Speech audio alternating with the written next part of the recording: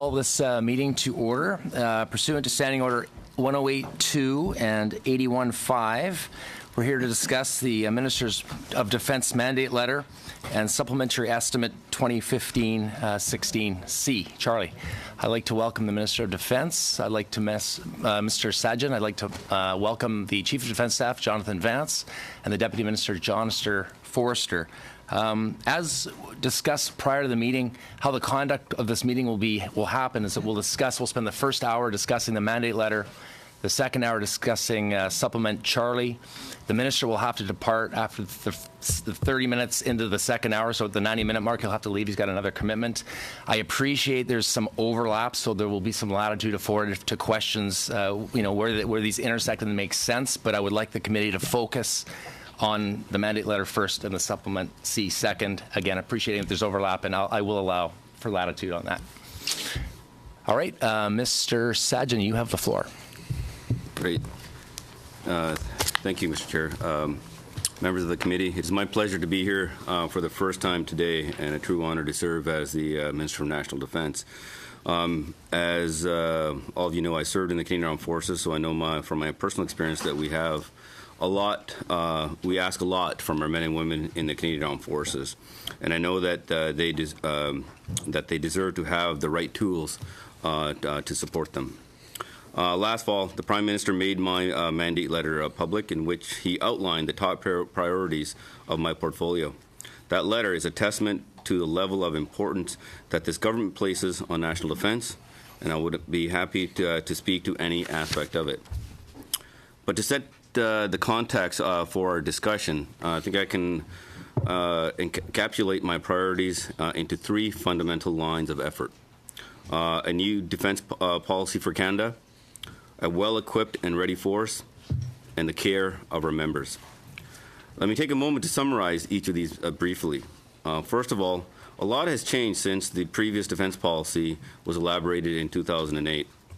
Look at the situation in the Middle East with the so-called Islamic State of Iraq and Syria, and look at Russia and its actions in the Ukraine. We live in an era of instability, uncertainty, and surprise.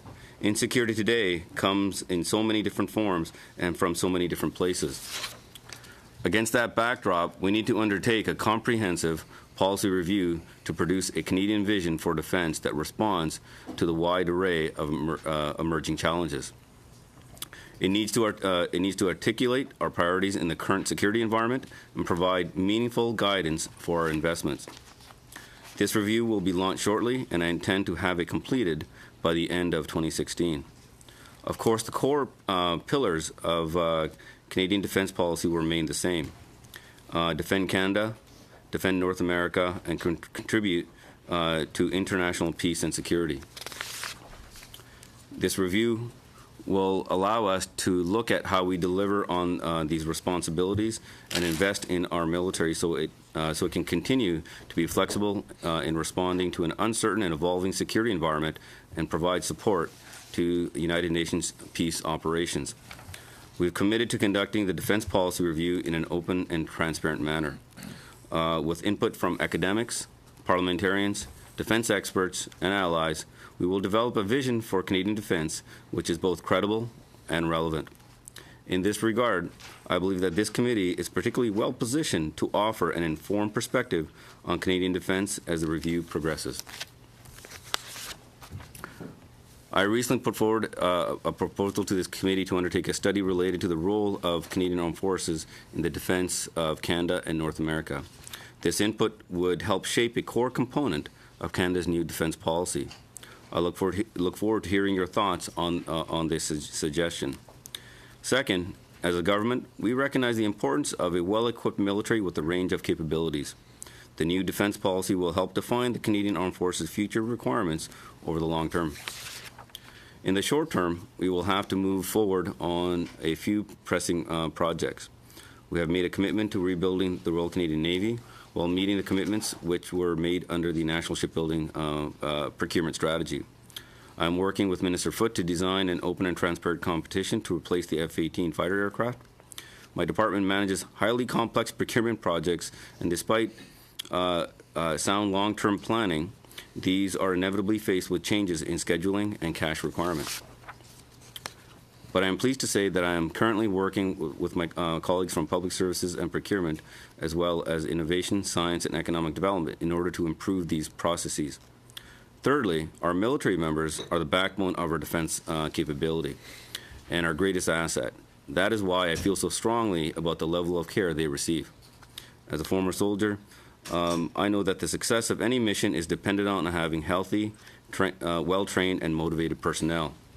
I also want to ensure that Canada's sons and daughters belong to an organization which offers a safe workplace that is free from harassment and discrimination. An organization that provides the necessary care and support both during and after their time of service. Given what they sacrifice for Canadians, they deserve no less. This is a shared responsibility between Department of National Defence, the Canadian Armed Forces, and Veterans Affairs Canada. And that is why the Associate Minister of Defence is also the Minister of Veterans Affairs. I'm pleased to be working with my colleague, the Honourable Kent Heer, to strengthen the relationship and smooth the transition between our two departments. Our focus will be on streamlining, simplifying, and accelerating the transition from military to civilian life. We will also be reviewing our income support and rehabilitation measures, streamlining functions and eliminating gaps and duplication in our programming. Finally, recognizing the importance of mental health care, we are developing a suicide prevention strategy that will leverage existing government-wide initiatives and increase Canadian Armed Forces leadership involvement in existing programs. The well-being of our military members, whether they are currently serving or whether they are in retirement, is our #1 priority. Mr. Chair, members of the committee, thank you once again for giving me this opportunity to appear before you today. As the Minister of National Defence, I invited all parliamentarians to help us advance the defence agenda. Our government is committed to providing the best level of support to the men and women of the Canadian Armed Forces. And our work here today will serve to provide them with the required tools and support to continue building this proud history. And on this note, I'll take any questions. Thank you. Thank you, Minister. Okay, Ms. Romanado, you have the floor for 7 minutes.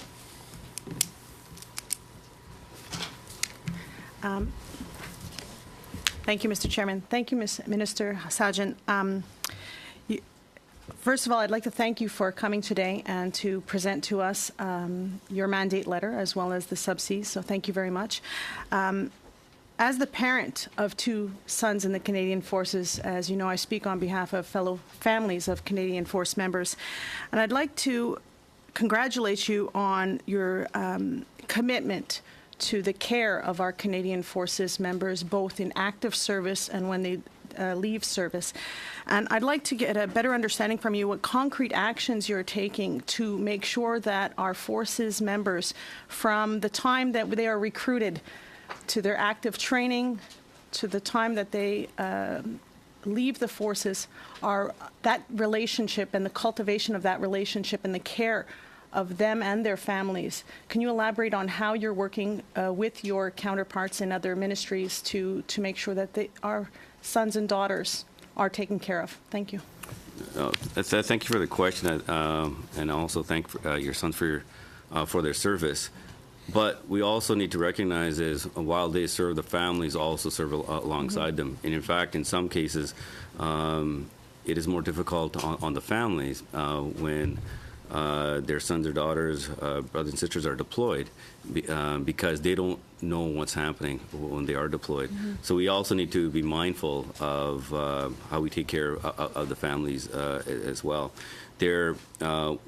Since early on, when I was sworn in, within the first weeks, we sat down with Chief of Defence Staff and the Deputy Minister, and we talked about the wellness of our troops. I'm very fortunate that a lot of great work has already been done by the Chief of Defence Staff on this, and recognize the importance of our greatest asset. We talk about purchasing equipment capabilities, but we've got to realize is that really our greatest capability are the men and women, and so their well-being it has to be our #1 priority. When we look at their well-being is the training and discipline side of things, but we also have to look at what are we providing them in terms of their support from from the time that they serve, and how that transition period is going to look when they go and become a veteran. And there are some challenges that we have to go through. There's some gaps that we have to fill. But we have started early discussions with Minister of Veterans Affairs, and we're working in collaboration with them to making sure that we come up with a plan that transitions a member from when they're serving, and that it's a seamless process to when they become a veteran. And one example of this working on is when somebody is injured in the Canadian Armed Forces, they go through the medical system. But unfortunately, currently, when you become a veteran, you have to then explain the same injuries. So we want to make that process seamless. So those are one of the gaps that we would like to fill. There's certain benefits also we'd like to realign as well. So those are the things that we're looking at. We're at the early stages, but we have already been working in collaboration with Veterans Affairs on this. But a lot more work still needs to be done. Okay. Okay. So moving on to a little different topic, as the defense of Canada is our #1 priority, could you elaborate to the committee what you feel is our, I want to say biggest threat, but current biggest threat that we would have in terms of our operational readiness here in Canada? I wouldn't call it there's like a threat in terms of for our operational readiness. I am comfortable with the readiness of where the Canadian Armed Forces are at in terms of our ability to respond to whether it's a disaster when it comes to our forest fires, floods, or even when it comes to the other side, a terrorist attack. That does not mean that we stay at the status quo. We always need to look at how threats are evolving, and we need to evolve with it to making sure that our troops have the right equipment and the right training, so that we can be ahead of any perceived threats. Okay. 2 minutes. So actually, just to elaborate, what would you feel is the current threat in terms of cyber attacks, if you wouldn't mind elaborating? Yes, we do need to be mindful that this is a growing threat, and we need to not just internally making sure that the defense of our systems has to be paramount. As technology evolves, we need to evolve with it. We're very fortunate. We do have the best minds, you can call it, and I'm very encouraged with what we have. However, this is a realm that we need to look at, and the defense review will go into this, and not only looking at the cyber threats from a national defense perspective, but I'll be working in cooperation with Minister Goodale as he develops the security framework against cyber threats. What we also need to take a look at is where does cyber warfare need to go, and how we need to also look at our capability, and whether it's going to be on the defensive, also on the offensive side. In the defense review, a lot of these discussions will come out of that. Okay, thank you. Ms. Gallant, you have the floor for 7 minutes. Thank you, Mr. Chairman, and through you. And on that note, maintaining Canada's strong commitments to NORAD, encompass maritime, aerial situational awareness. The frontier being exploited by both ISIL and Putin is cyberspace. So how is National Defense currently collaborating with the U.S. Cyber Command for the defense of North America? Well, before there's a lot of, when it comes to our cybersecurity, there's a lot of work that not just from a national defense perspective, also as you know, CSC comes under my mandate as well. A lot of great work is being done.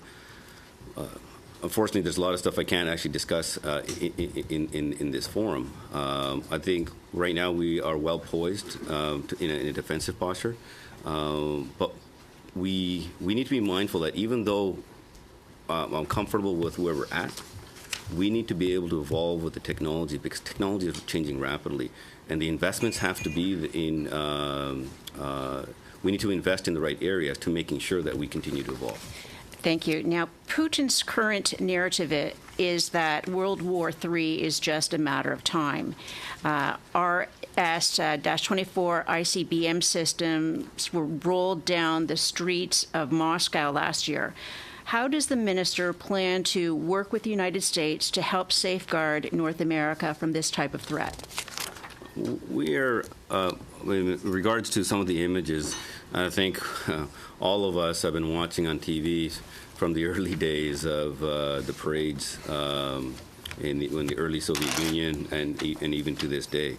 So regardless of how the Putin, his rhetoric might be portrayed on the media, whether he's talking to the outside world or talking to internally to his own country. We're very fortunate. We have a very unique binational relationship with the U.S., and that is NORAD, where we've, in terms of where we're at and where we need to go. My recent visit to NORAD, I was able to get a really good picture of our defensive posture and and our capabilities. Where we need to look forward now is what is NORAD going to look like? What is NORAD renewal going to look like? That's a discussion that we need to have here in Canada, but also that's a discussion that the U.S. also needs to have. And how do we, as two nations, going to move forward to making sure that the defense of North America is going to look 10, 20 years from now? And it's not an easy game to predict threats, but that's something that we need to make sure that we invest in the right technologies and making sure that we have the right command relationship and the necessary tools to be able to carry this out. Okay, so Russia is strengthening its nuclear posture. How will our military be equipped to prepare to help defend North America from this type of threat? Now, you've mentioned NORAD, but I'm looking for something more concrete. How are we actually, as a nation, going to be able to help defend North America? Without getting into in terms of the hypothetical, the questions in terms of it all depends on what type of threat that we'll be facing. Right now, our best defense is making sure that we do not get into a position where get into a World War III type of scenario, as Putin has, as you stated in rhetoric that he is creating. Making sure that we have the right communication, the right diplomacy to prevent that. But having said that, we as a nation need to be mindful how we're going to look at our own sovereignty, making sure that we have the right equipment moving forward. And a lot of these questions, I'm hoping we will be able to answer at the Defense Review. What type of capabilities are needed? I don't want to get into the exact details of what type of equipment we need to buy.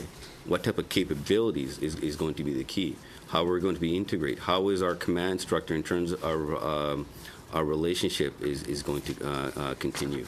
And where do we need to invest in the technologies, and where do we need to invest in our people to making sure that we have the right defensive posture to prevent any type of attack? Okay. According to NATO, there's a very real but not yet fully identified risk of foreign fighters in ISIL's ranks using chemical, biological, radiological, or nuclear materials as weapons of terror against the West. What is the minister doing to defend against this type of threat, recognizing that a threat is just a threat until it happens? What are we doing in advance? No, in fact, when it especially comes to these type of enemies, is to predict what type of capabilities that they might be bringing forward. This is something that has been identified. Our troops have the right equipment in place. They have the right training to be able to deal with it. And more importantly, we have to make sure we have the right intelligence assets to be able to predict any type of attacks that they might be carrying out. We are aware of their rudimentary ability for this, but nonetheless, our troops have the right equipment and the right training to be able to deal with this. Thank you. Mr. Garrison. 7 minutes. Thank you to the Minister for appearing today, but I also want to say thanks for not just promising greater openness and communication, but for actually practicing that so far. I think you have been a man of your word there, and I do appreciate it as a member both of this committee and a member who represents a large military riding. Your opening statement today has two things that I may want to ask you about under Sub C that I think are missing, and I was disappointed not to see mention of the reserves or civilian employees of the Department of National Defense. And I have a couple questions I think belong in the other section there that I'll come back to. But I want to start by asking you about refocusing the mission in Iraq. During the campaign, the Liberals promised very clearly to end the combat mission. And so my question is about the training, advise, and assist role that you're now tripling in Iraq. And both you and I think General Vance have acknowledged it involves greater risk to Canadians in the field. So my question is about the rules of engagement and whether they include participation in exchange of fire at the front lines, which most Canadians would see as combat. I'll let General Vance talk about the rules of engagement, but just to answer your question more directly about the mission itself. As the Prime Minister stated early on that we wanted to make be a responsible coalition partner and make a meaningful contribution. That's why we took the time to make sure we had the right intelligence, speak with our coalition partners, so that when we looked at the focusing of it, it wasn't just strictly from a military perspective, it also was from the diplomacy and the development. Because the military solution will buy you time to fix the real problem, and that political solution is just as important, or if not more, for the long-term stability of the country and that region. But before we get to that, we need to be able to make sure that the Iraqi security forces have the right training, have the right structure in place, so not only they can retake their cities, but actually hold them as well. Because ISIL they weren't able to hold the cities in the first place, and that's why we are in this situation right now.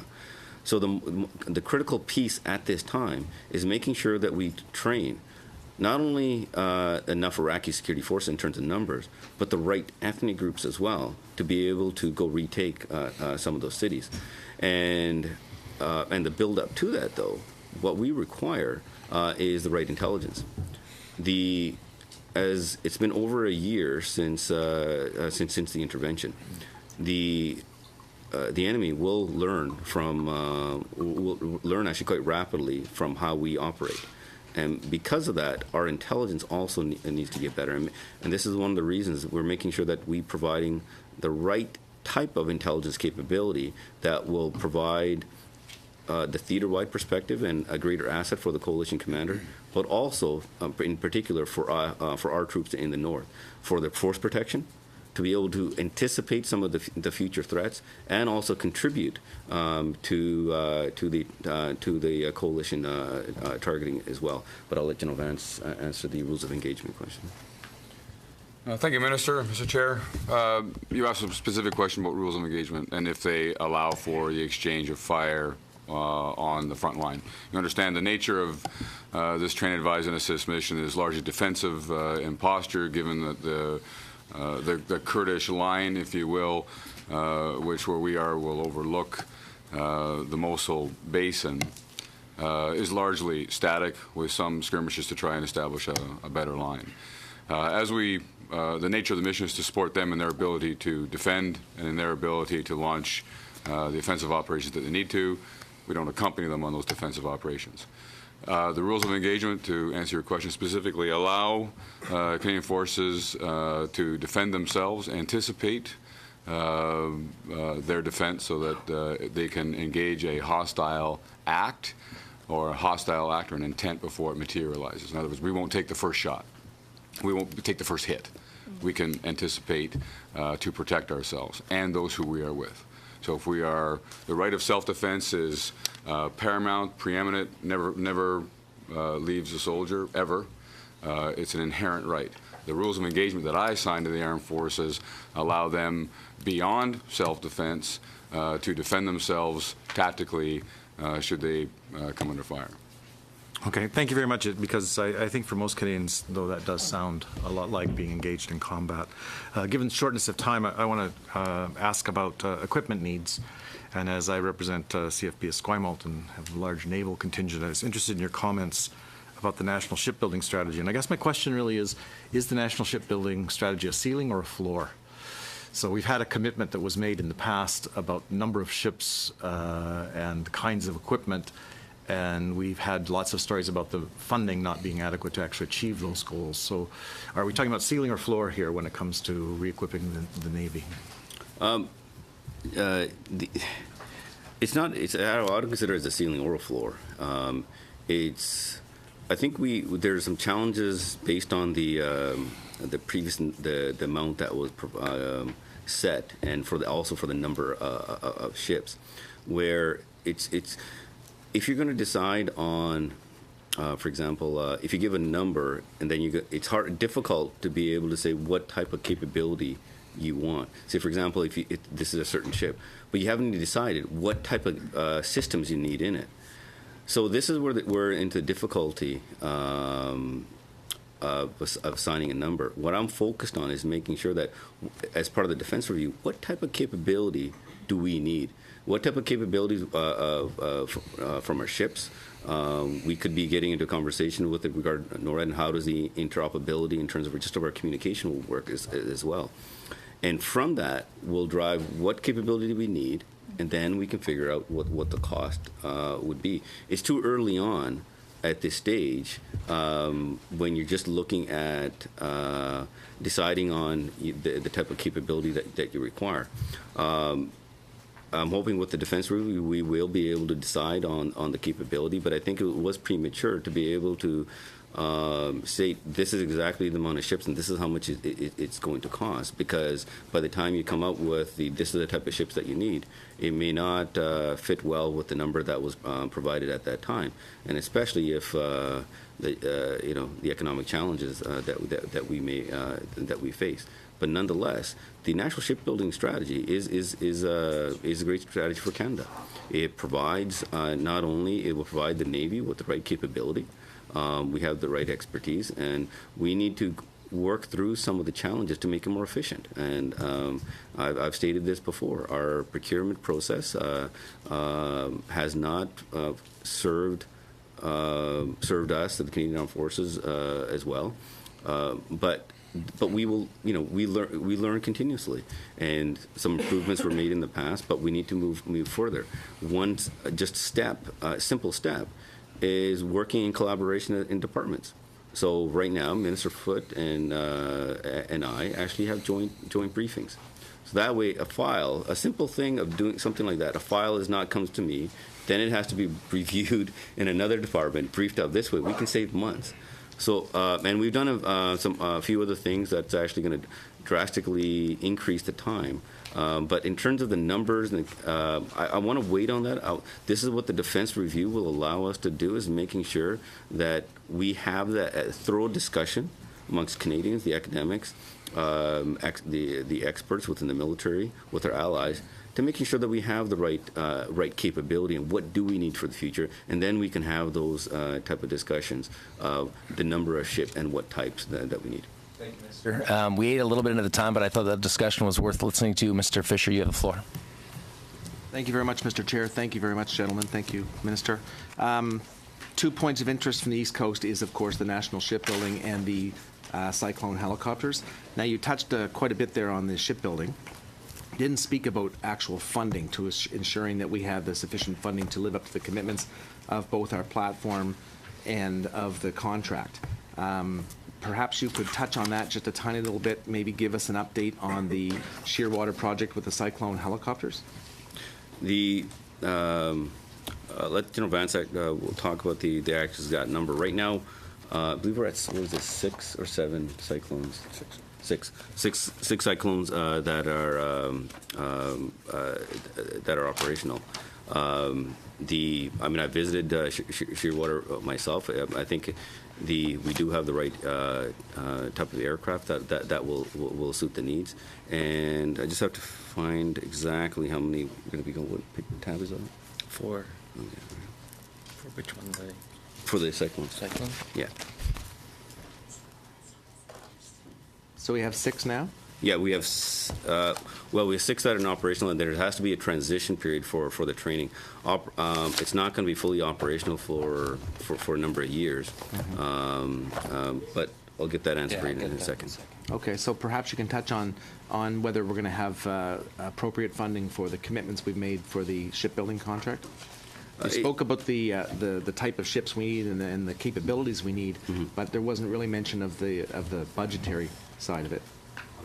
It's too early on to actually say exactly how many ships we're going to be able to have. With the numbers, the funding that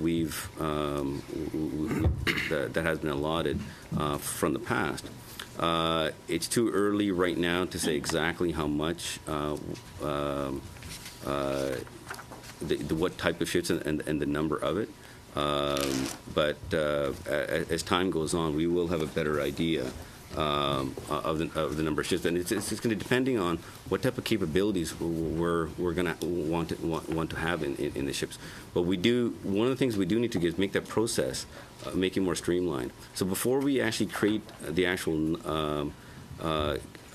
give the number, we need to be able to decide on is the capability, and we set a date on when we need to stop putting actually new capabilities in it. Because otherwise what happens is you decide on a number, and then you go past that date and you add in new capabilities, and the cost will start to increase. And that'll also then eventually decrease the number of ships we're going to have. And so it's going to be total, back to the cyclones, it's 28 new cyclones. Sorry? 28. 28, we've got 6? So 6 right now and being trained up. Okay, and what do we have for trained pilots for the cyclones right now? Do we have the ability, if the 6 were completed and ready to go, we're not ready to put them in the missions yet? Actually, I don't have the answer to that yet. The cyclones are just beginning the work up to be able to land and operate off of the ships. So they're at what we would call IOC, interim operational capability. They won't be fully operational for another 1.5 to 2 years. Okay. Do I have any time left, Mr. Chair? 90 seconds. 90 seconds. Can I just give you a quick and snappy one then? We've got folks that are struggling when they come back and transition into civilian life from the military. And you spoke about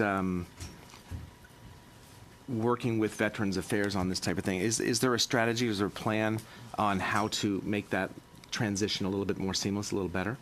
There is. We are working on a plan right now to making sure that there is not only that transition from while you're serving and into civilian life, but if you are injured and you need that care, that you have a good transition directly to Veterans Affairs as well. I know that General Vance is looking at revamping JPSU, and he can talk about that in a second here. But we need to make sure that that when our troops join, that not only that they're going to be, the reason that they join is to be able to serve, that they also will be well taken care of. And this is a challenge that we have identified. I know a lot has been done since the early days, at least from the Afghanistan mission, but we also need to do a lot more. And some of the challenge that we have faced in the past, one sense I want to bring to all of you and also to all Canadians is the Canadian Armed Forces, and I think even in Veterans Affairs, everybody wants to make sure that we do the best for our troops. But this it's not just a one solution and you can just fix things. It's a continual process of learning and making sure that we suit the needs, because this is a very complex problem, but we are committed to it. General West, you want to talk about JPSU? Minister, thank you, Chairman. The intent in transition through the JPSUs and in partnership with VAC will be to ensure that each individual who is injured has and needs to transition somehow has really one of two missions: get well and return to duty, or transition successfully post-retirement out of the armed forces with an absolutely seamless transition, where going from the care of the armed forces to the care of VAC is not rocky and causing lag time and benefits, uncertainty about your care, who you see, and so on. So the effort underway right now between the two ministers and between the two departments, we're working closely with General Matinchuk, retired Matinchuk, is to ensure that VAC and the armed forces pace each other as they deal with a customized program per individual. This is the thing that's been, I think, been missing, is we need to treat each individual very, very specifically, have a customized transition plan for them, either gets them well, back to work, back to duty, or successfully transition. It needs more customization. And to do that between the departments, that means that their file, their status, what they need, what they are anticipated to need as they transition is met, so that there's no lag time. It's seamless. But more importantly, lots of people retire from or transition out of the armed forces healthy, and problems materialize after the fact. So that seamlessness has to, and that transition point or the access to VAC has to be able to occur at any time in one's life as something after the fact materializes, wear and tear on the body or psychological injury. And so we need the system to also accommodate for the fact that someone manifests late and then can approach VAC or the CF, and then instantly will have programs available to them, and they are recognized without a great deal of burden of proof and whatnot that they are in fact who they are, and they've suffered what they've suffered. Mr. Vance, I'm going to have to cut you off there and move on to the next question in order of fairness. Mr. Begman, you have the floor. I'm going to cut you back up a couple minutes. You get 3 minutes, and then we'll resume with 5, so both sides of the table can get equitable time. Thank you. Thank you, Mr. Chair. Minister Sajjan, Deputy Minister Forster, General Vance, thank you for being here, and thank you, most importantly, for your service to the nation. Minister Sajjan, I wonder if you could take the now limited time that I have to tell the committee and the Canadian people how the nature of conflict has changed, how it has transitioned from interstate conflict to conflict that's now on a preponderance of evidence taking place within the borders of nation states, and what implications that has both for the humanitarian, the military work that we're doing, and also for civilian populations that are caught in the crossfire of these conflicts. No, this is one question I think many nations are struggling with, but even though we're facing with these evolving challenges, the conflict has changed. Where in the past we used to have two states come to an agreement and we can put peacekeeping troops in between them and maintain their agreements. But with the evolving, changing of conflict, we need to be cognizant that a military solution cannot be the one-stop solution. We need to make sure that how diplomacy and development is going to be synchronized. This is one experience I think Canada is very well poised to be able to offer to our allies. We have done this well, but what we're talking about here is after the fact. What we also need to now get better at is to start identifying where some of the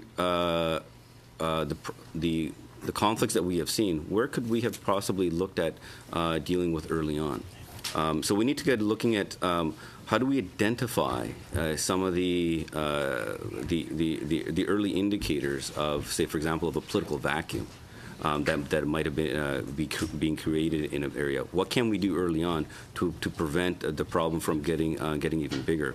And what it comes back down to is our understanding of conflict and our understanding of certain regions of the world, and understanding their social dynamic, how it's connected in with the political realm. the situation in Iraq is an example of this, where the ethnic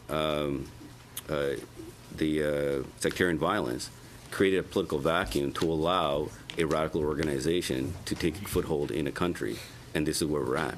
So we need to be able to learn from those lessons and saying how can we what can we do in the early stages to be able to prevent it from getting into a full-scale coalition effort to stop the threat.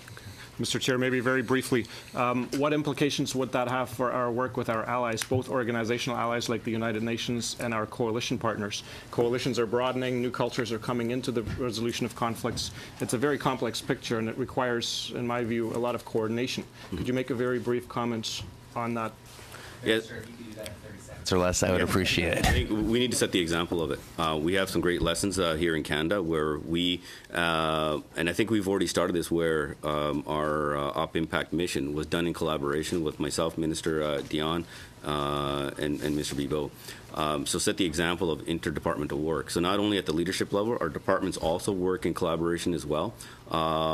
And my counterparts around the world, and especially in the European nations, and particularly in the U.S., realize the value of this.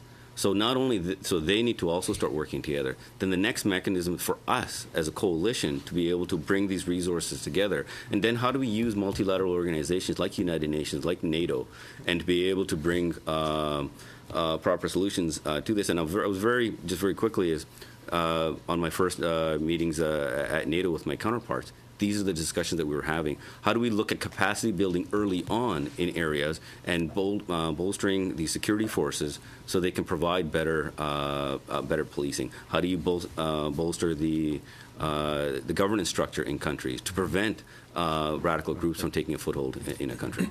Thank you, Minister. Mr. Paulus, you have the floor for the last 5 minutes of the first round, or the first discussion point. Monsieur le Ministre, je vais vous laisser prendre. Is it done? Okay. Ça va? Donc, Monsieur le Ministre. Mr. Minister, in February 2016, the International Institute for Strategic Studies concluded that after... I'll begin again.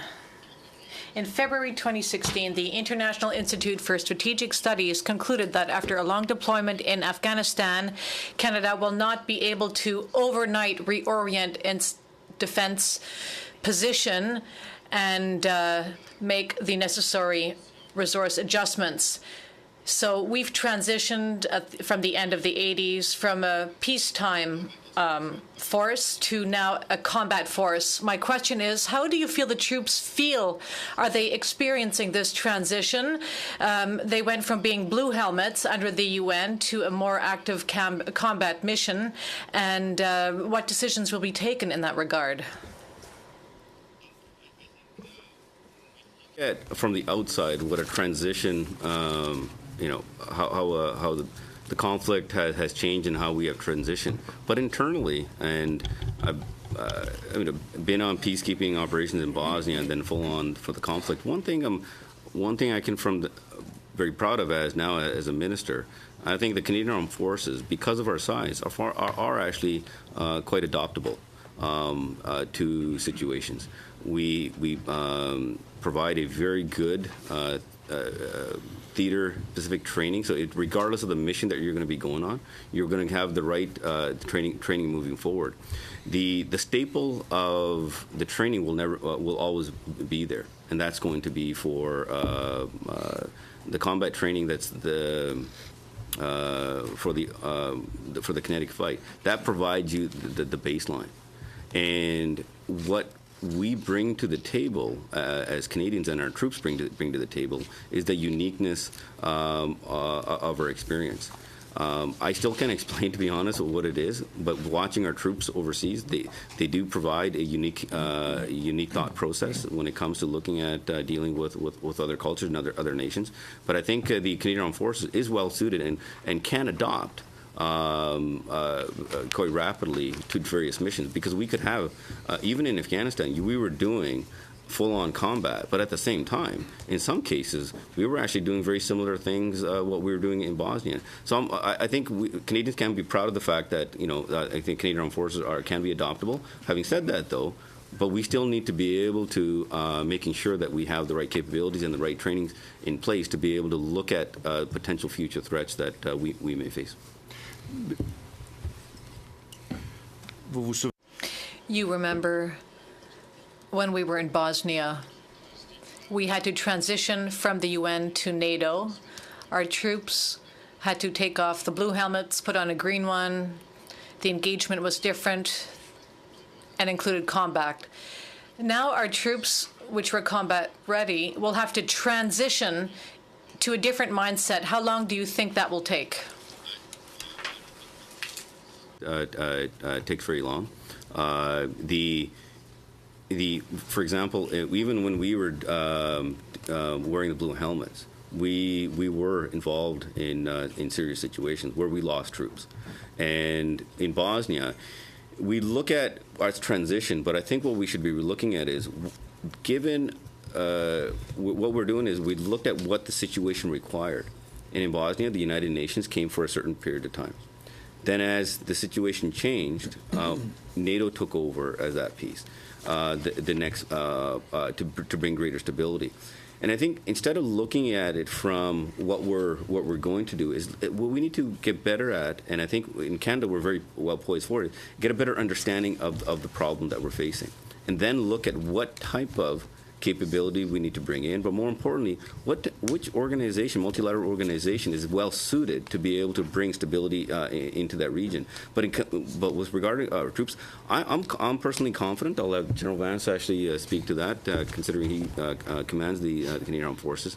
But I'm personally confident that our troops are very well suited to be able to adopt to various threat environments. Thanks, Minister. I certainly agree with the Minister. I think our edge has been well-educated and well-trained troops, well-equipped and well-led. I think that gives us an edge internationally and places us in the first tier of nations of our closest allies. I'm not quite certain I understand your premise. Where we were one way and now we're going to be another. We're not necessarily facing a broad transition just to one type of force. I think we remain polyvalent, and Canada's reputation and I think our strength is that we bring the right capability to the right conflict at the right time. So if we need to do peace support operations, we do peace support operations. If we need to do train, advise, and assist, we do train, advise, and assist. If we have to do combat operations, we do combat operations. Maintaining a good baseline level of training from which you can transition rapidly to theater-specific training is one of our great skills and talents in the armed forces. And I think that we are very well postured as a result of a breadth of experience over time, including in the Balkans, to bring a variety of different skill sets to bear, because no conflict now is static and in just one form. So I think that I think you can be confident that the Armed Forces is and will continue to be well postured to be agile, to work within a UN Blue Beret environment or work in a more potentially kinetic environment with the coalition of the willing. I think we've got that range. That's what That's all the time we have left for that particular question. Thank you to the CDS for that. We're back. I made a mistake earlier. We've got another 12 minutes left on the mandate letter, so I'm going to move over to Mr. Gerritsen. We're back on track. Everyone's got their time, and Mr. Gerritsen, you have the floor. How long do I have, Mr. Chair? You have 7 minutes. 7 minutes. Okay. Thank you, Mr. Chair. And thank you, Minister, for being here. My mistake. You have 5 minutes. Quick 2 minutes. Starting now. Yeah, thank you, Minister, for being here today. So I'm going to jump right into it. I have two questions, and I don't think that there's been a whole lot of discussion around the table other than perhaps the first one about care of our military personnel, and I'd like to explore that a little bit. Coming from Kingston, where we have CFB Kingston, I'm quite familiar with the Military Resource Center, which is a center that helps to provide services to family members of military who are deployed. And one of the things that I unfortunately witnessed was the fact that it seemed like there was a lot more of the community that was being depended on to provide those services. And I think that there's a much better role for us to play. And I'm curious what you think the government's role will be in that. And in particular, in light of the fact that today is International Women's Day, being March 8th, more women, and we're hoping to get more women into the military. And unfortunately, as we're seeing that occur, there are more pressures that are being put on providing those resources. So the resources that we provide to families of military personnel in particular will change with the fact that more women are coming into the military. So I'm curious if you could expand at least on what your commitment will be to making sure that those families, as you so eloquently put earlier on, are part of this process of having their loved ones being deployed, what your commitment will be to make sure that they're taken care of. We have an absolute commitment to the members' families. I think every Canadian knows if things are at home are not going well and their concerns, how can one person operate effectively? And this point is even more poignant for our men and women who serve, because they are in some very complex environments dealing with very sophisticated equipment to very high-level threat environments, and we need to make sure that they feel their families are looked after. So that commitment will always be there to our troops. And in case talking about the women in the Canadian Armed Forces, we're very fortunate. We have a very inclusive Canadian Armed Forces. We do have some work to do in terms of increasing our numbers. There are some challenges that we need to overcome in terms of how do we make it easier for women to look at the Canadian Armed Forces as it's a career, to at the same time not to feel that they have to choose between a family and I know personally, for example, there's paternity leave, and our members are encouraged to use that. But there is some work that needs to be done to increase our numbers. One thing I can say, put hand on heart, is the level of commitment by our leadership for the support that it has for having increasing the number of women in uniform.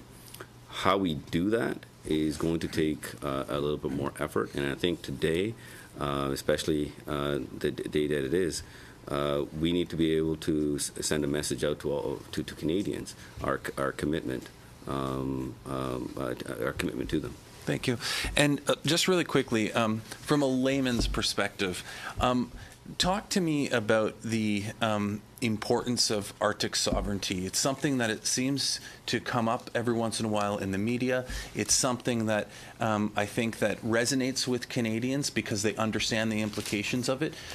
In your mandate letter, it talks. You talk about, or you're given the directive to form a new defense policy for Canada, and then you go on to say that there'll be collaboration with Canada and the United States. What do you see, or North America, I should say? What do you see as our role in that, in comparison to our partners in North America in Arctic sovereignty in particular?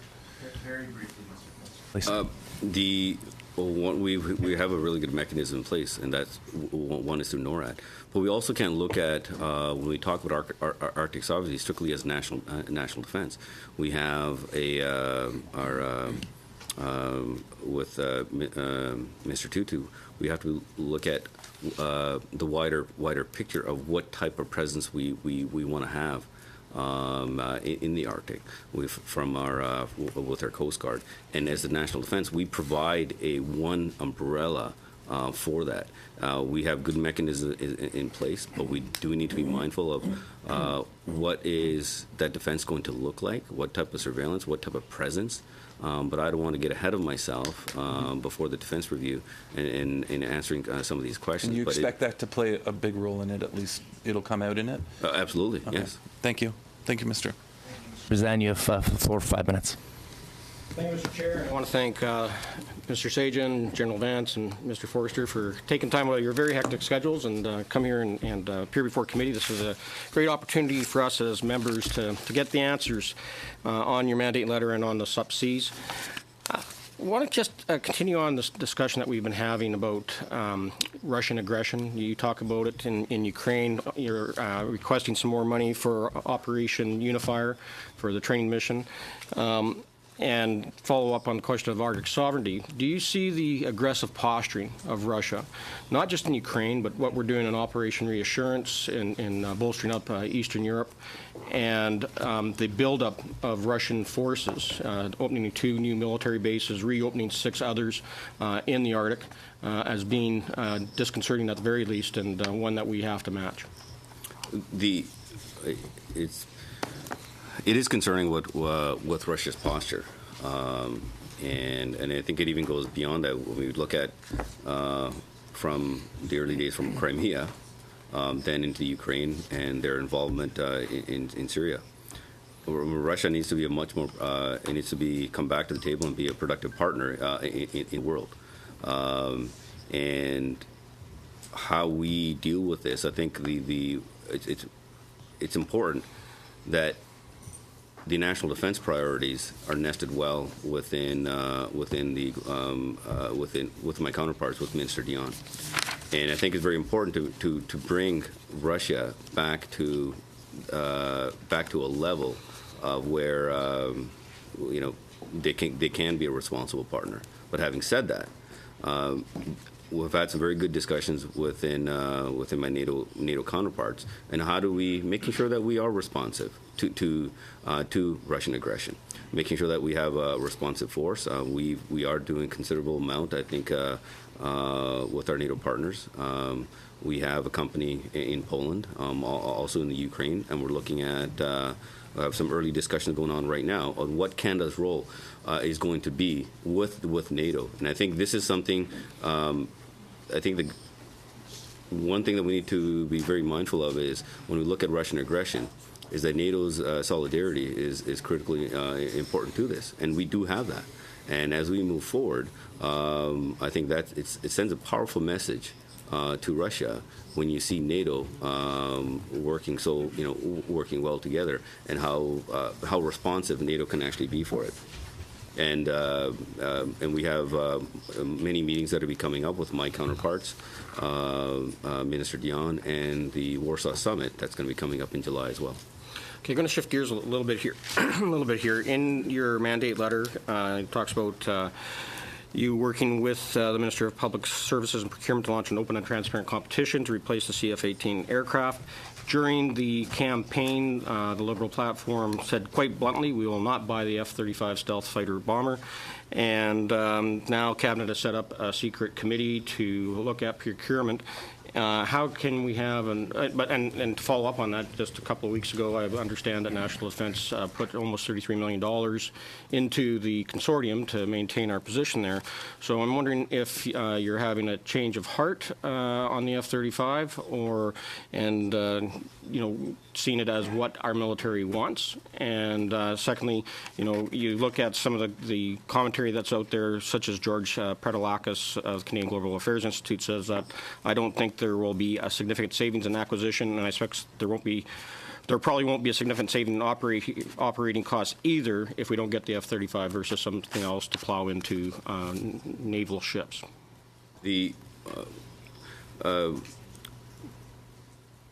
One thing, as I've been very clear on, we're committed to replacing the F-18s. Given it's too early right now I think to discuss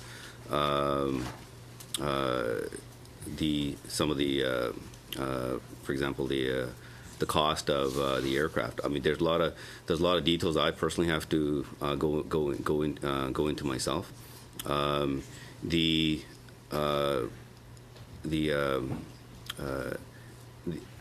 right capabilities of, I was bring it back a bit.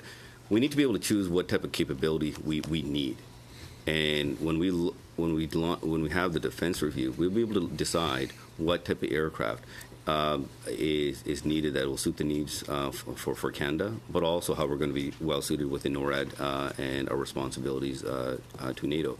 In terms of the program, we have been part of that program for industrial benefits while we go through a process and making that decision allows our Canadian industry to be able to be part of take part in the industrial benefits. So right now, it's a decision has not been made. That is no way an indication that we're going to be looking at buying the F-35. That we are part of that program. However, we're committed to replacing the F-18s. But the Liberal promise is not to buy the F-35. I actually was in Magellan Aerospace in Winnipeg just on Friday, and touring their facility where they're already creating the vertical tail fins for the F-35. Already employs there over 200 staff. They're gearing up to go over 300. And we also know that there's over 60 companies that already have acquired over $750 million in F-35 contracts. If we don't buy the F-35, all those jobs are going to be canceled because we aren't going to be participating as a true full partner in the stealth jet fighter program. Well, I don't think those jobs are going to be canceled. These Canadian companies have been selected for a particular reason because of their skills. I know there's a company even in BC that has a uniqueness that they bring to the aerospace industry. And so this does not mean that these companies are going to be losing these benefits. But as we move forward, we need to, regardless of what aircraft is decided upon, we need to make sure that there's going to be 100% industrial benefits for Canada. And that will always be part of any decision. I'd like to thank the Minister for that answer. I'm just going to suspend for 2 minutes so we can shift gears. We can get new witnesses and we can get some speaking notes for the next segment, which is going to be focused on subsea.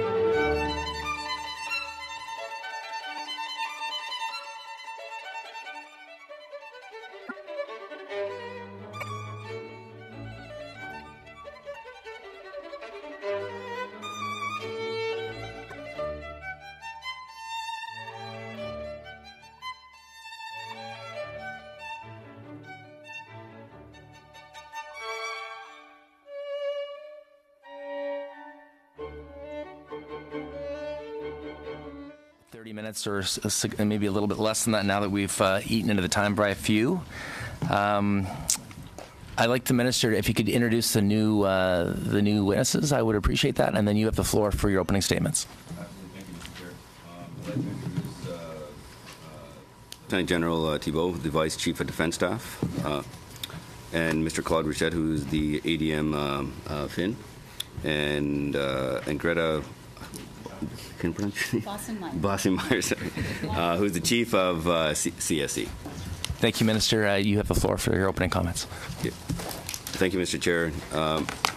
As you know, I'm also here to discuss the Department of National Defense Supplementary Estimate C. The Department is requesting an additional $191.6 million in spending authorities to complete fiscal year 2015-16. This net change is in addition to the $219.8 million increase in the Supplementary Estimates A. And it brings the department's total budgetary authority for the fiscal year to $19.7 billion. As I will explain, this additional funding is primarily for overseas operations, namely Operation Impact and Operation UNIFIR. As you are aware, the Operation Impact is our military contribution to the U.S.-led global coalition to counter ISIL. Last month, my cabinet colleagues and I spoke in detail about the government's efforts to refocus and enhance this mission. To be clear, however, the additional funding identified in these estimates is only for those elements of the mission that are already underway, so the previous year. The Canadian Armed Forces are currently conducting air operations using Polaris air refueler and the Aurora reconnaissance aircraft. They're providing training and assistance to the Iraqi security forces, providing capacity building to regional forces, and supporting the coalition with highly skilled personnel. With that in mind, the funding in these estimates is mostly for personnel allowances, such as hazard pay for operating and maintenance costs for aircraft and vehicles, and for lodging costs. In total, the department is requesting $211.7 million in additional funding for Operation Impact for the year 2015-2016. Final costs for this fiscal year will be reported to Parliament in our next departmental performance report. As we look towards the next fiscal year, funding for the refocused mission will be reflected in the budget later this month. Following the budget, this committee will have the opportunity to further consider the expenses associated with this operation. Mr. Chair, in these estimates, additional funding is also being requested for Operation UNIFIR, Canada's training mission in the Ukraine. As you may know, approximately 200 Canadian soldiers are providing training in the areas of tactical soldier skills, explosive ordnance disposal, military policing, medical support, logistics, and flight safety. This training mission is an important component of Canada's support to the Ukraine, as that country seeks to safeguard its sovereignty and territorial integrity. As I said 2 weeks ago in the House, our military trainers are among the best in the world, as they are providing a critical service to our Ukrainian counterparts. To support these activities, the department is requesting $7.1 million. This brings the total incremental cost for the operation for this fiscal year to $16 million. Of note, $18.9 million of this funding comes from Global Affairs Canada. In the estimates before us today, the department has also requested funds to support the healthcare of our men and women in uniform. Specifically, $2.1 million is marked for the construction of a health service center in Saint-Jean, Quebec. Today's estimate also includes some transfer to other government departments. The most significant transfer is $8.8 million to Shared Services Canada for the Carling Campus refit project. Starting this fall, National Defence Headquarters is moving approximately 8,500 departmental employees and military personnel to a consolidated location at the Carling campus. To support that move, Shared Services Canada is undertaking necessary modifications and upgrades to the existing buildings at the Carling campus. Together, National Defence, Public Services and Procurement Canada and Shared Services Canada are working together to minimize the cost of the project to the greatest extent possible. In closing, this government is steadfast in its commitment to effectively support the Canadian Armed Forces as they undertake the defence mission for Canada. In the coming year, as I mentioned earlier, I look forward to undertaking a comprehensive review of the priorities, activities, and resources that make up that defense mission. But in the immediate term, I can assure you that the supplementary estimates represent core requirements for national defense right now. This funding contributes directly to the operational success of our Canadian Armed Forces, and it helps to ensure that our military personnel, their civilian counterparts, have the resources and support they need. And on this note, I'll be happy to take your questions. Thank you, Minister. Mr. Ryu, you have the floor for 7 minutes. Monsieur le ministre. Thank you, Mr. Minister. Mr. Minister, as you know, I represent the riding of Saint-Jean. And the Department of Defense asked for $2.2 million to help build the Health Services Center at the Saint-Jean Garrison. Can you describe the project to us, and can you tell us what the total cost will be of the project? Can you also tell us when you believe this project will be completed? On that.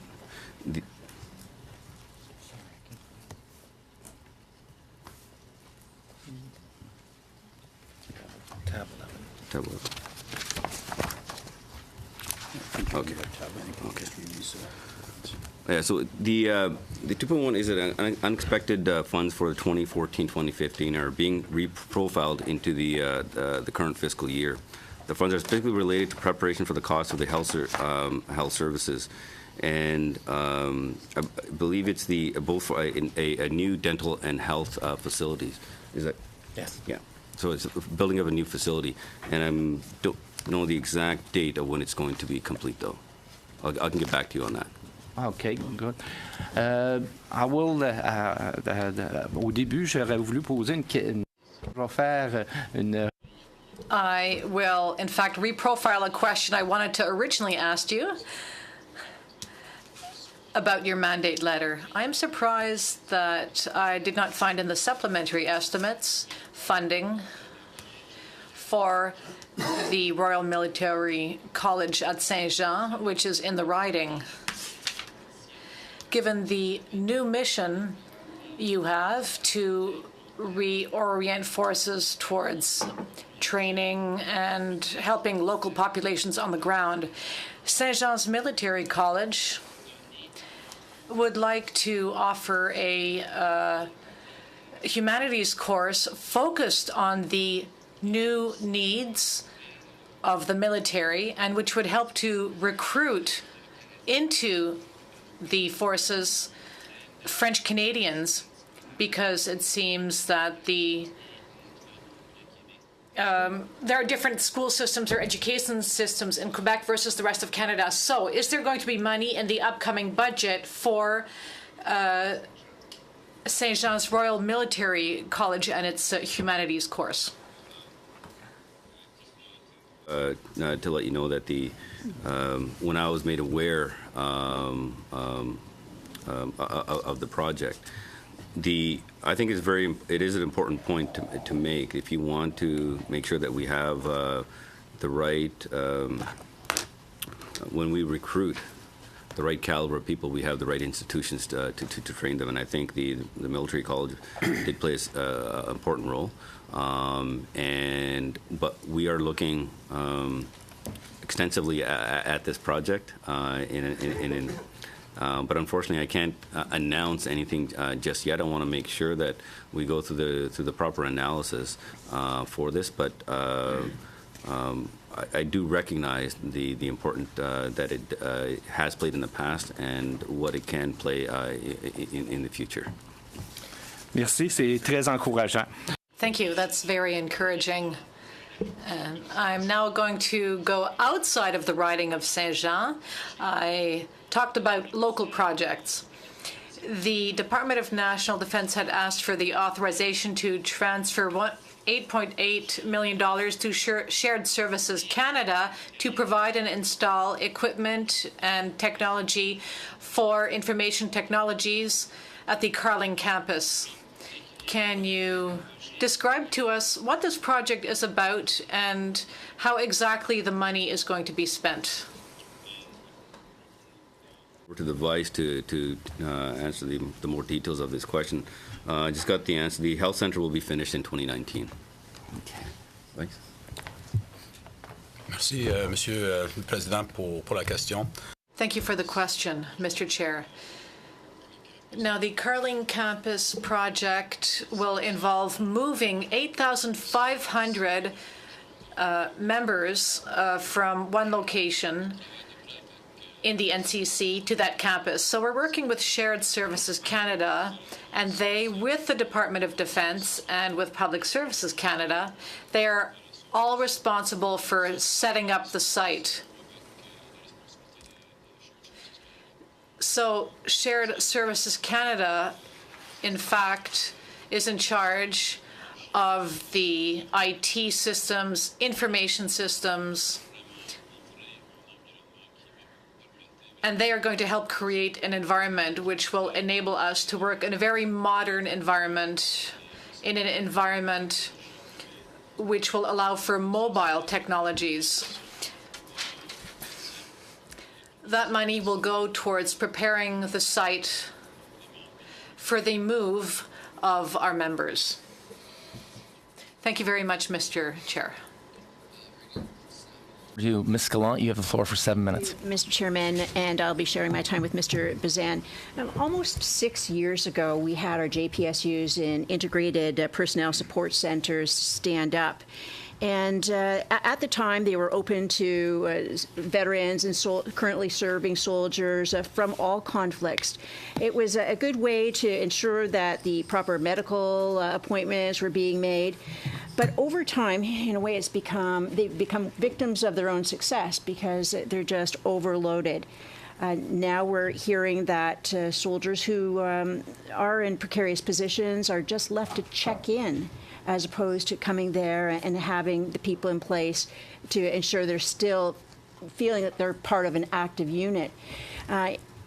Also, the appointment times are taking longer. That had been remedied with extra mental health care workers, but we're hearing that there are some changes going on and that the soldiers are not getting the care that they currently need. Can you tell me where in the SUPs the monetary changes, and what exactly are these changes that are about to occur and that seem to be in conflict with the care that they had been receiving in the past initially?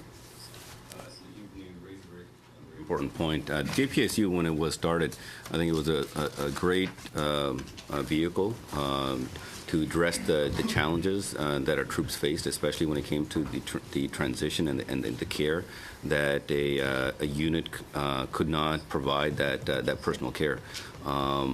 And even though it may not be in the supplements, there is I can assure you, considerable amount of focus being put to not just to JPSU, but the overall context, and we discussed it in broad strokes, the wellness for our troops. JPSU, we are putting some additional resource in terms of the command relationship and making it more robust. But it has to now, as we have learned from it provided a great support. But now, as we have learned from the different type of needs of the troops, from those needs, JPSU also needs to evolve as well to making sure that we stay current for that. So it's going to be more of not just from a monetary sense. We need to make sure that the whole structure is in place and it works well with how it fits well into the unit, and how it's also going to be transitioning into Veterans Affairs. But there's considerable focus on this, though. Okay, thank you. Now, the military has started to make strides towards the issue of sexual misconduct in the military, and I am hearing that at the top levels, at the command level, that the job is being done. However, when we talk to the victims, they say largely they feel like it's lip service. They're left to call a 1-800 number when something like this happens, and they're not outside the chain of command for their care. They're required to see the same military doctors, and it's really not getting the care that they need. And if it's specialized care, mental health that they need, it's taking up to 5 months to get the very first appointment. So is there some place in the SUPs where you can point out where this additional care, even though it may mean going outside the regular military medical chain, that they will get that? First of all, we want to make sure the Canadian Armed Forces is a harassment-free environment. And anybody who has been victimized in any way does need to come forward. I would say the ruthlessness that the CDS has put to this, and making sure the chain of command is fully aware, and all commanders, right down to the lowest level, implement this, has been passed down. Now, how it's going to be done on the ground, I would say I think more work needs to be done, and making sure that anybody who has been victimized have the confidence in the system, and more. I don't have the exact details of how the system will actually work, but I know that a lot more work that needs to be done. But the main priority is to making sure that we do create a harassment-free environment, and making sure that the victims are treated in the respective manner that they deserve. Just really quickly, just a general reminder of relevance. So, Mr. Bazan, you have the floor. Thank you, Mr. Chair. Just want to go into the subsidies a little bit here on there's two transfers of just around $331,000 to support departmental staff located at missions abroad. And I'm just assuming that that's part of Operation Provision it's not. So what was that money for? And then for Operation Provision, then where is that money budgeted for? Because we definitely had troops abroad. We had to provide force protection for those troops that were helping Citizenship Immigration Canada in the refugee screening process. And then there's also the costs associated with converting summer barracks into winter barracks to winterize those barracks for the possible settlement of Syrian refugees at Valcartier, at Trenton, at Kingston, at Borden, and others. So, and to my understanding, that hasn't even been used yet. And where are those costs coming from? And is this just coming out of ordinary operational budgets of the Canadian Armed Forces? And is that really fair to winterize barracks that weren't used? Just before I hand it over to the Deputy Minister to answer the detailed questions on that, when creating on a project of this magnitude, the military has the ability to be able to respond to this. We wanted to make sure that we had the right lodging in place. And last thing we wanted is we create a project where we weren't ready for it. What this also allowed us to do is, even though the interim lodging would have been for refugees, but also our troops also benefit, where we can now use the facilities that are upgraded, winterized, for whether it's for courses, for training as well. But I'll let the Deputy Minister answer some of the more detailed questions. Yep. Yes. Okay, thank you, Mr. Chair. On the transfers for the staff abroad, there's two actual components excuse me, to it. Part of the transfer is to Shared Services Canada to provide the IT support for defense and military representatives abroad. The other component is a transfer to Global Affairs Canada. So when we station military or civilian staff at embassies around the world, we pay a little bit to Global Affairs for their accommodations, their computer support, and so on. So those are the amounts for that. That's it for time for you guys. 7. Yeah. Mr. Garrison, you have the floor for 7 minutes. Thank you very much. I appreciate seeing in these estimates an amount for Operation Impact for 2015-16, and it's reassuring that the rest of Canadian Forces don't have to try and find money to support that. So I'm glad to see that here. And I know, Mr. Minister, you're saying in the next budget we'll see an amount for the next fiscal year. But we're going to be voting on this mission in Parliament, and we haven't had any indication of the time frame. So I'm wondering, and I'm phrasing this in terms of financial planning, how long are you anticipating that this mission might last? Because in the NDP we've expressed our concern that this military mission is not the best way to defeat ISIS. And so how long in terms of planning is this mission going to last? We can't put a timeline. It'd be difficult to answer that question because it's difficult to be able to predict how the plan will work. My hope, though, is given right now there is obviously a military focus for this. I'm hoping that when we review the mission for next year, in terms of, even though our commitment is a little longer, we're going to want to continue to review what capabilities are needed. I'm hoping that if the situation improves, that there will be less emphasis on the military, and then we can put greater emphasis on the capacity building from global affairs, also from development as well. But in terms of, it's difficult to put a timeline to it, but we also need to be, I think, very cognizant that if we don't focus on the stability in Iraq and in the region, we will pay for it in some other way. So it's important for all of us to be able to work together as coalition partners to bring stability in the region and look at it from a wider context. But I'm hoping that the military plan will be effective, so that the diplomacy and the development plan can actually kick in. My hope is for next year. Earlier the better. I'm going to switch to some very specific things under subsea, which I had hoped to see some money allocated for, because we've had shortfalls or cutbacks under the Conservatives in some areas that have had a big impact on Canadian forces. One of those is Canadian reserves, which are running on average 20 to 25% below strength. My understanding is it was a cut to recruiting was one of the key reasons this had happened. Second one is in October of 2011, the Conservatives ended the practice of rolling over civilian employees who'd been there for 3 years into permanent positions. And so now we have an increasing number of civilian employees who are 4, 5, 6, and even 7 years in what's called a temporary position. It's making them and their families absorb the costs of this flexibility for the Canadian forces. And the third one is the close down of the Pearson International Peacekeeping Center, which had 20 years of really world-leading work in training peacekeeping.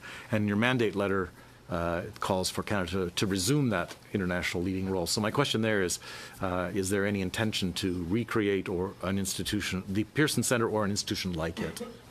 I'll just answer the question of the reserves and the Peacekeeping Center first and hand over from the civilian side to the Deputy Minister. In terms of the reserves, I think reserves play an integral role. We know this.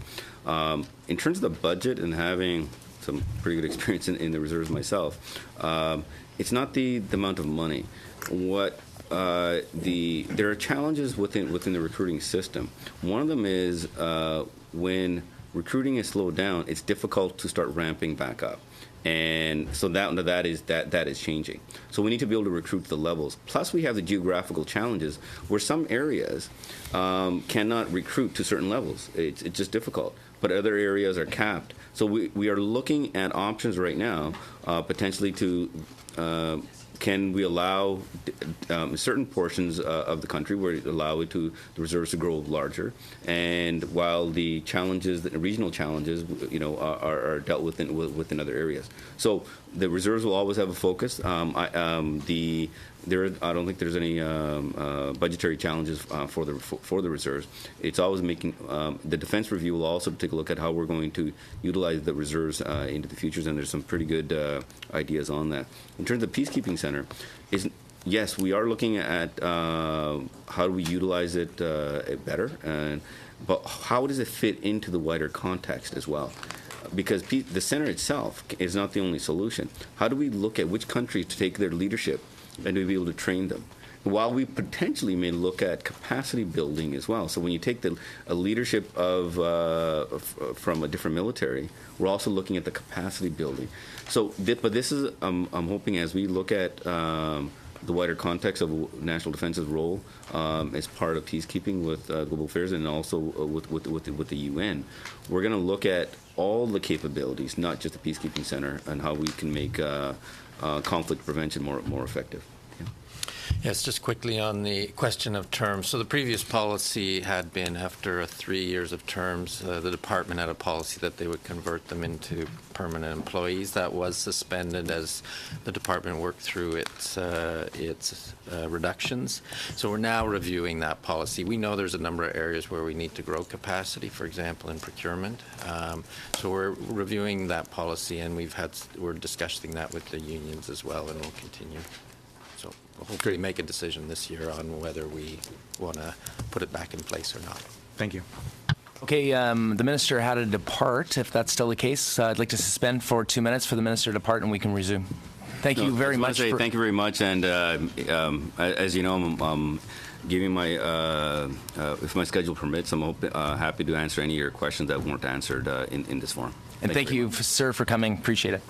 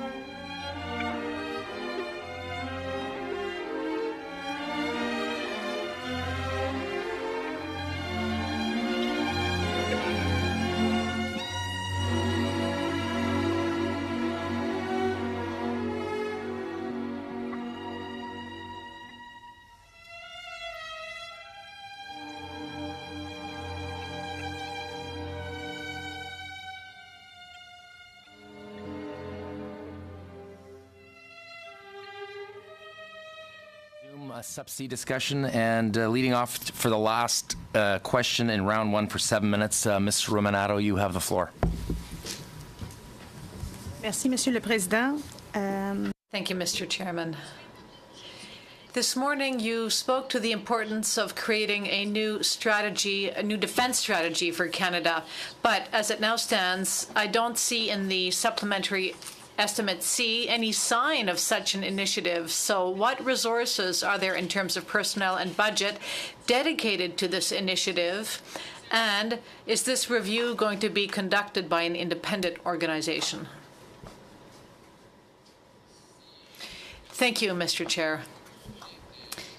Now, with regard to resources for the defense review, this is going to go to next year.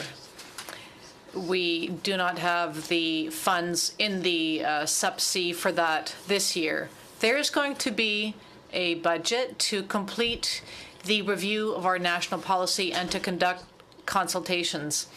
We are in the process of putting together a budget, but the funds will probably come from the department's operational budget, that is from the A and B estimates.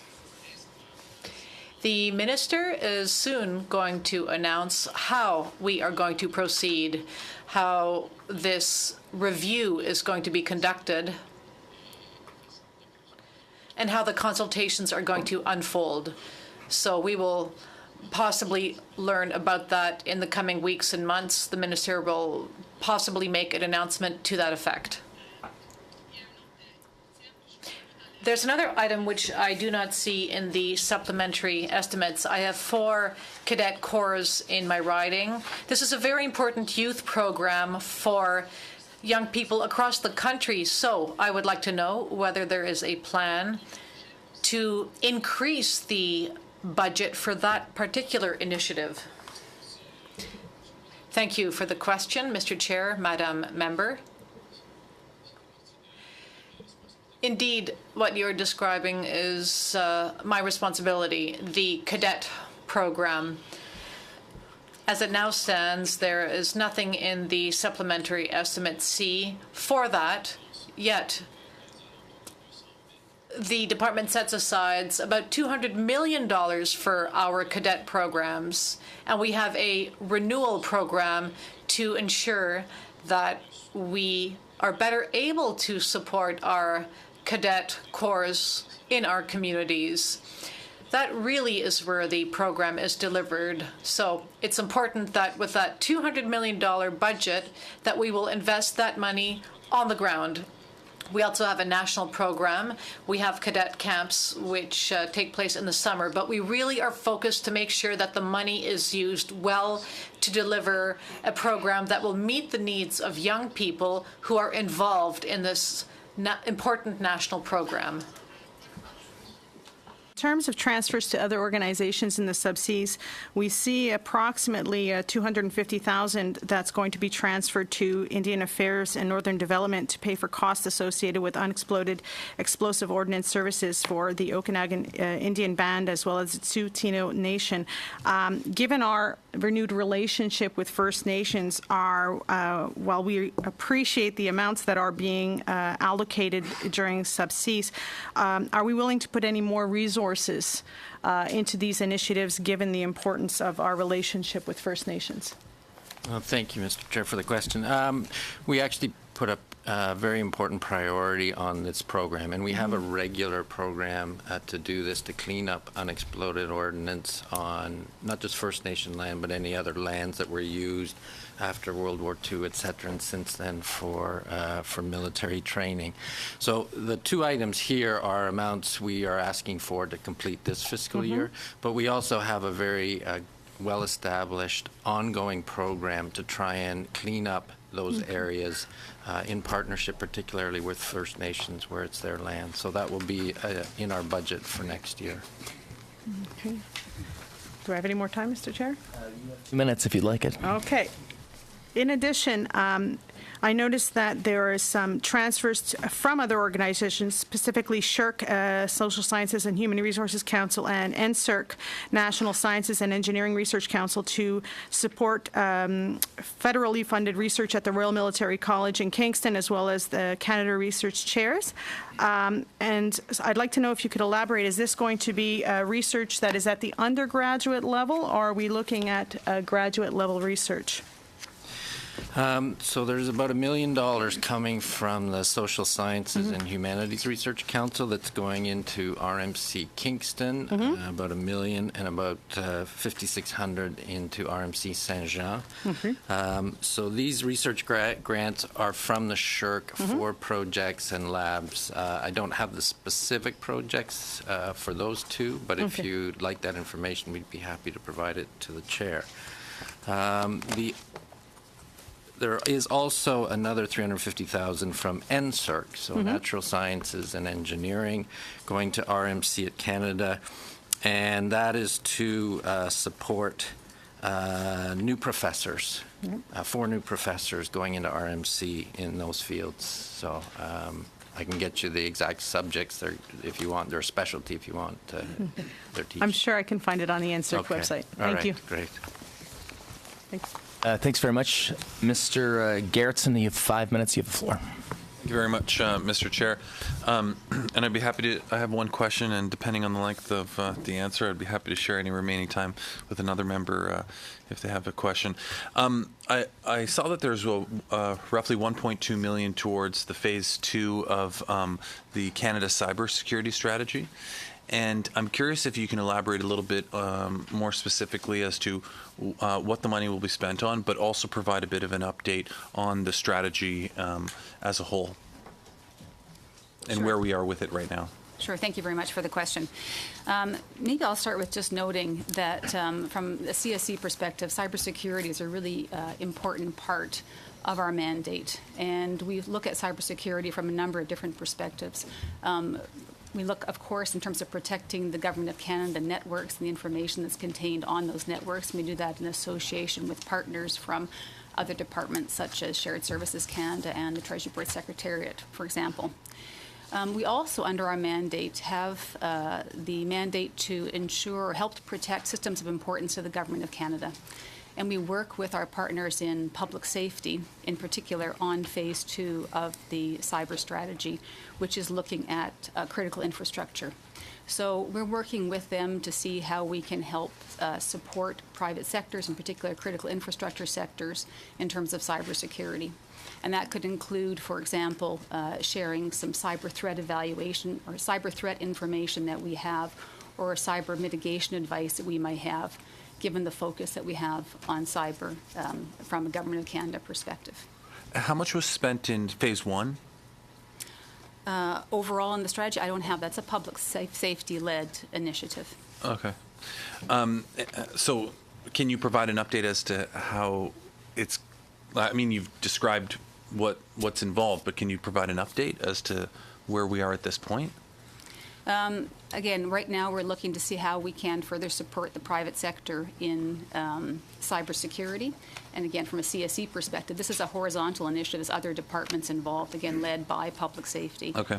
But from a CSE perspective, again, we're looking at things of being able to share some of our advice, for example, in cyber threats that we're seeing coming across the world to Canada, and also in terms of potential mitigation advice that we may have. Okay, thank you. I'll defer the rest of my time to the next. Anybody on that side of the room have 2 minutes? Anybody? I specifically looked on this side, James. You're at the bottom. If you've got 2 minutes if you'd like to ask a question. I've got a short. And the response. Go ahead, Darren. Thank you very much, Mr. Chair, and thanks, gentlemen. So the additional request for funding is $211.7 for Operation Impact. And it says that the funding for the refocus mission will be reflected in the budget later this month. Do we know yet on any proposed change to the scope of the mission, whether it's going to be seen as a cost savings or a cost neutral or an increase in cost over what has been done in 2015 and is currently being done? I'm not sure if it's appropriate at this time to ask that question, but I'm curious to see what a refocused mission might look like financially. Yes, I believe when the Prime Minister announced the change in mission, he announced the funding amounts as well. So for the military portion next year, I think the estimate is about $306 million. That'll include some contingency, which we may or may not use. The first year of the mission, which was from August 2014 to March, so only a half year when it was just rolling up, we spent about $70 million. For this fiscal year, the one ending in March, we'll have final results later this year that we'll provide to Parliament on the exact costs. So you're not sure yet whether the proposed refocused mission would be a cheaper mission?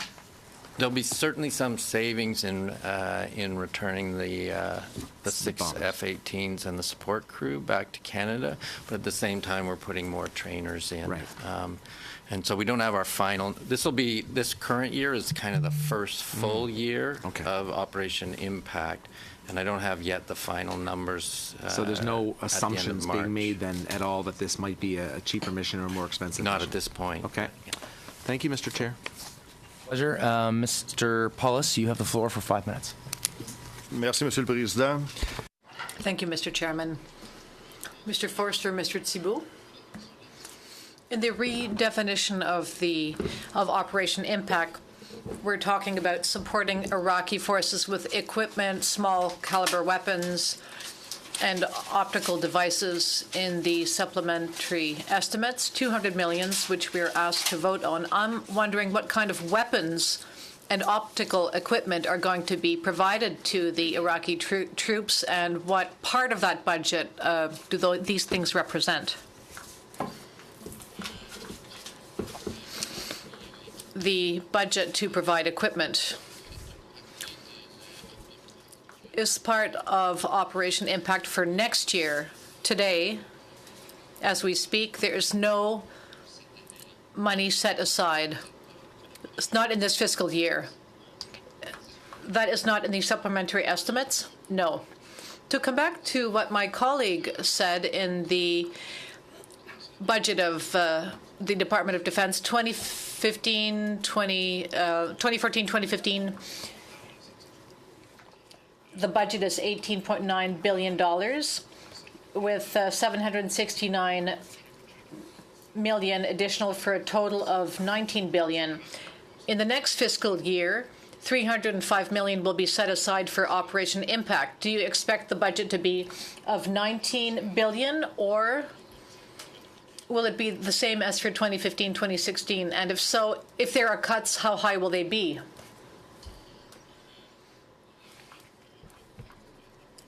The funding for Operation Impact is for next year. So when the budget is tabled on March 22nd, we are going to come back before the committee, possibly in the fall, to ask for additional funding for Operation Impact, $306 million. So again, it depends on what is contained in the budget of coming down to see how much additional money will be required. In addition to the budget for national defense, there will be additional funding for Operation Impact. Do I still have time, Mr. Chairman? Le manège militaire de la Ville de Québec. The 95 million for the Quebec City Armory, is this part of the defense budget? And if so, is this money protected?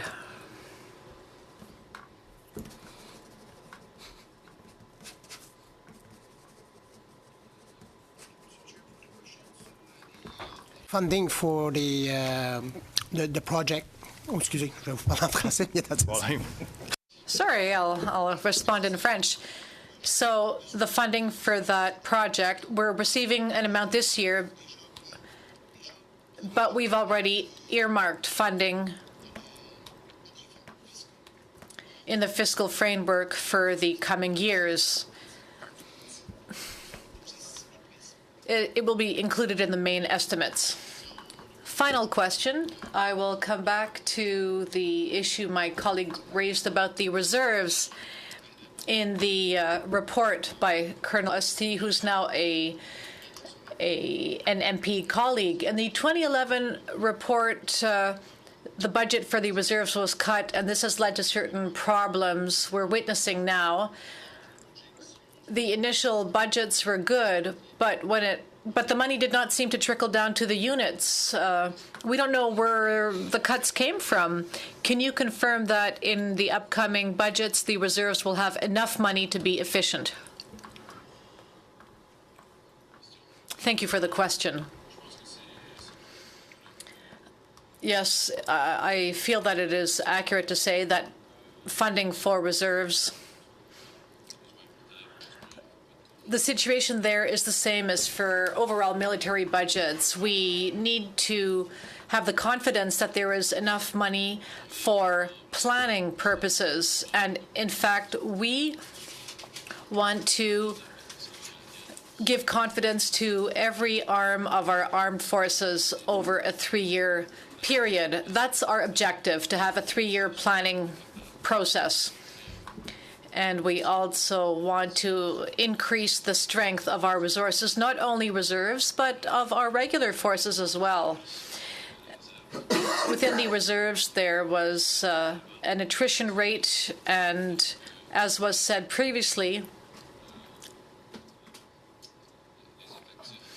when resources go down, we need to make sure that we can climb up the hill again, recruit more, and in fact, we are quite focused right now on renewing the reserves. A few months ago, the Chief of Defense Staff launched a project to focus more on building the capacity of our reserves.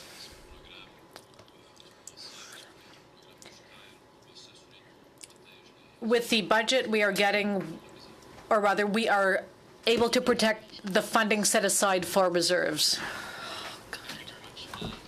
Mr. Spigman, I'll give you 3 minutes, and then Mr. Bazan will get a couple minutes, and then we're going to have to excuse our panel and vote on the votes. So the floor is yours. Thank you, Mr. Chair. I've got two very specific questions because I also sit on the Committee for Public Safety and Emergency Preparedness, and there are two transfers. They're both very small in magnitude, but I'd like to know what the rationale is. So the first one is to transfer $3.4 million to Public Safety and Emergency Preparedness concerning National Search and Rescue Secretariat functions, control and supervision. I'm just wondering if you could comment on the rationale of this transfer and if you have any information on how those funds are going to be spent. Right. Last year, the previous government made a decision to transfer not search and rescue, but the Secretariat to Public Safety. It's a small team of about 22, 25 people that was in national defense, and it was felt it was better placed to work within public safety because they're working closely with provinces, territories, cities on emergency management. So the Secretariat, which is kind of a coordination function, was moved to public safety to get them closer to that. We still retain the search and rescue responsibility using the Air Force and so on, so that part hasn't changed. Okay. So this is just a transfer of the budget to public safety to go with that responsibility. Okay. And the second one is a $3 million transfer, and it includes a number of agencies and departments under the Canadian Safety and Security Program, and I'll just list some of them. It's Atomic Energy, Canadian Food Inspection Agency, Nuclear Safety, Security Intelligence Service, Health Industry, National Research Council, Natural Resources, and also the Royal Canadian Mounted Police. Can you comment on that transfer in the context of the Canadian Safety and Security Program and how the funds are going to be spent? Yes, sure. So there is a program called the Canadian Safety and Security Program, and it funds research, technology, and development. And our research organization, DRDC, manages that program on behalf of all the departments. So we hold the money. Departments generate proposals to do research projects for better safety security, new technology, and we're kind of the banker. And once they're peer reviewed and a project's approved, we're transferring the money to the sponsoring department who will conduct the research. Okay. And that's what these transfers are. Okay. Thanks. That's all I have, Mr. Chair. 90 seconds there, Mr. Bazan, if you have and for that's question and answer, please. Oh, okay. Thank you, Mr. Chair. Feel free to take just want to ask a quick question here then on some Arctic security. There's $1.7 million that's been requested from Fisheries and Oceans to go towards our Nanisivik Arctic Naval Facility. Just want to get an update on how that's going. And yesterday, General Vance appeared before the Senate Committee on National Defense and Security and brought up the issue of drones with the Justice program and using them for surveillance in the Arctic. And also, he was speculating on the arming of those drones. So I just would like to get comments on that as well. Quickly, with respect to the transfer and the subs for Fisheries and Oceans, it's actually it's the money we are transferring property for the from the Fisheries and Oceans Department to ND. It's about 43 hectares, which will be part of that Nanisivik port. So that's the money that we owe them for that property transfer. I think the project is moving along very well. If you'd like, Mr. Chair, we'd be happy to send you a bit of a more detailed update on the status of the project, but we're pleased with how it's progressing, and I'll let you speak to it. Just thank you, Mr. Bazan, for the question. So quickly on the JUSTAS program, which is our joint unmanned surveillance target acquisition program, JUSTAS. We currently have a request for information to industry to solicit kind of their views on how they might be able to satisfy our requirements. It's expressed in the Defense Acquisition Guide about what we're looking for, and we're as well at the same time as consulting with industry. The Commander of the Air Force has reached out to allies as well for looking at capabilities that might form a potential investment for us, but we will expect to have more, which will bring through our regular defense capabilities governance in the early spring.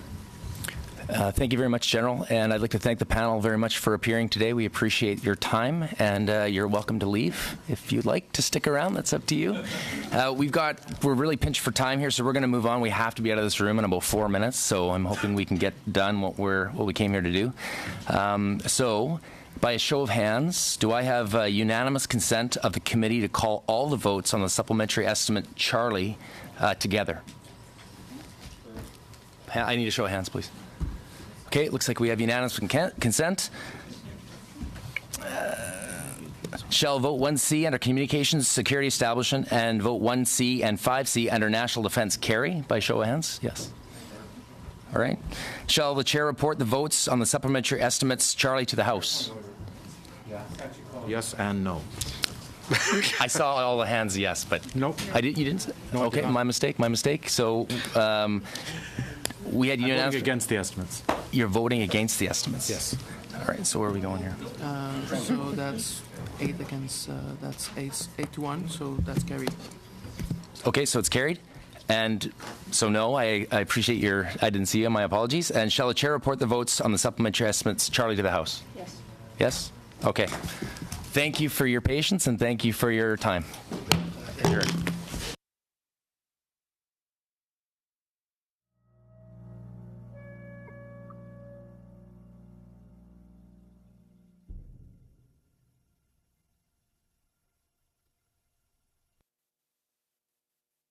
Mm-hmm.